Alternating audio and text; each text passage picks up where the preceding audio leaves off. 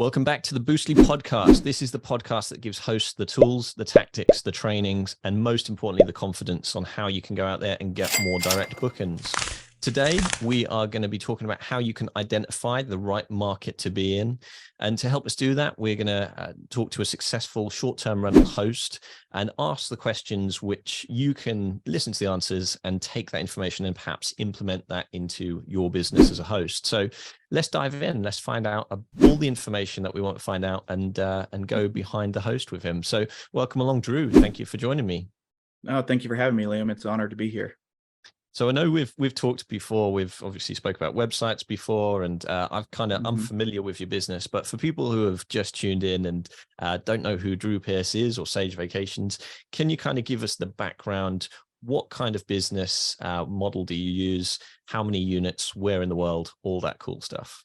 Sure, absolutely. So the business is currently located in the United States in the Florida market, Orlando, Florida market, as well as the Gatlinburg, Pigeon Forge, Tennessee markets as well. We currently have about 9 properties, and we're growing, every year, fortunately, and so that's what we do. Though that's different than everyone else, is that we try to focus more on the experience, I think, with everything else, and we make it so that's part of a kind of our business model is we're not catering to people who are just looking for a place to sleep, but they're also looking for, that experience whenever they go and stay someplace, an extension of whatever it is that they're doing in that particular location.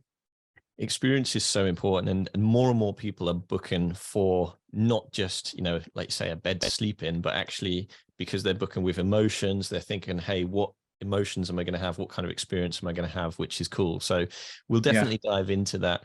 Those 9 units that you've got at the moment, what kind of setup are they? Arbitrage? Are they owned? Are they managed?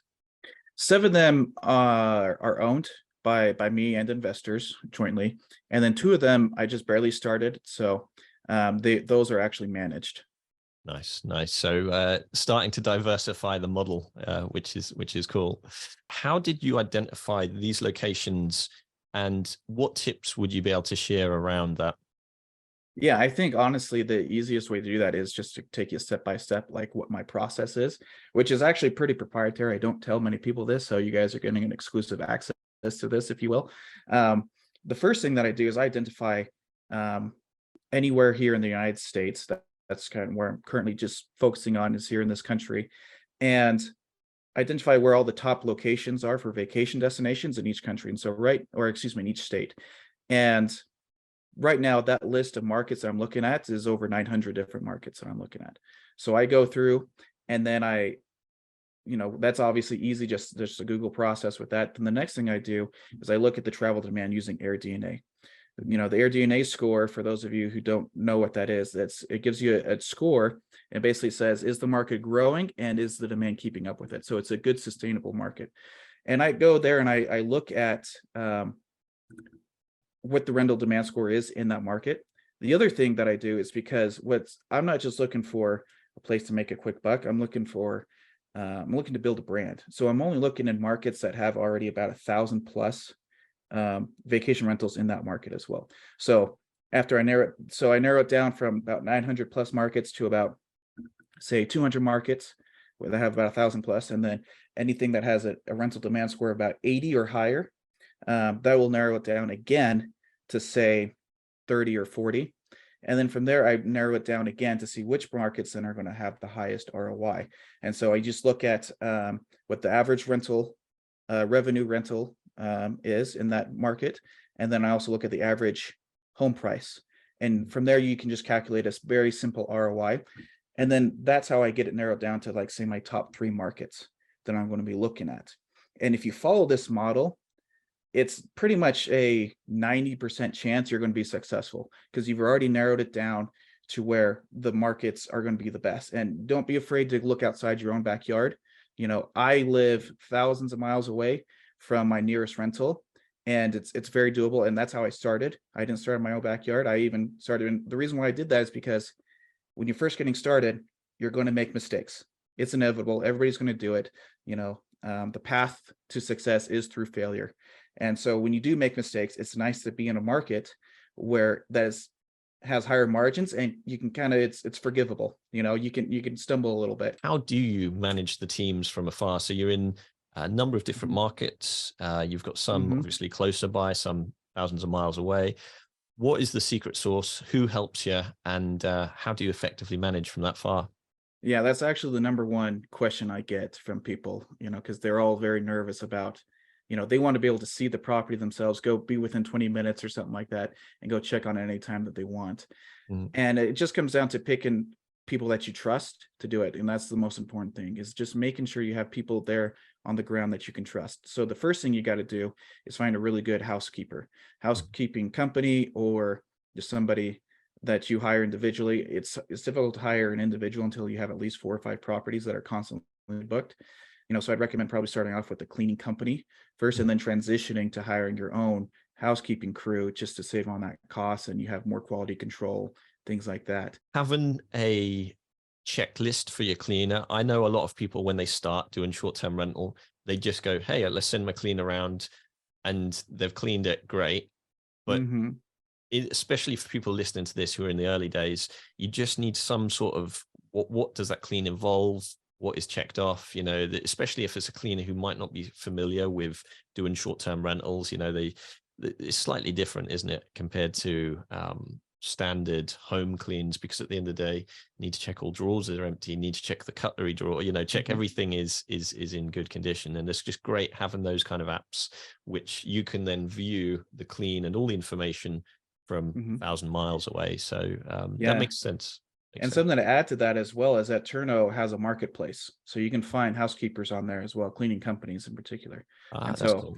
yeah, so that's how I found my first cleaners Mhm. as well, is just through there. Like I said, because not everyone, it doesn't make sense for most people to hire a full-time housekeeper with 1 property or 2 properties. There's not enough work for them to do.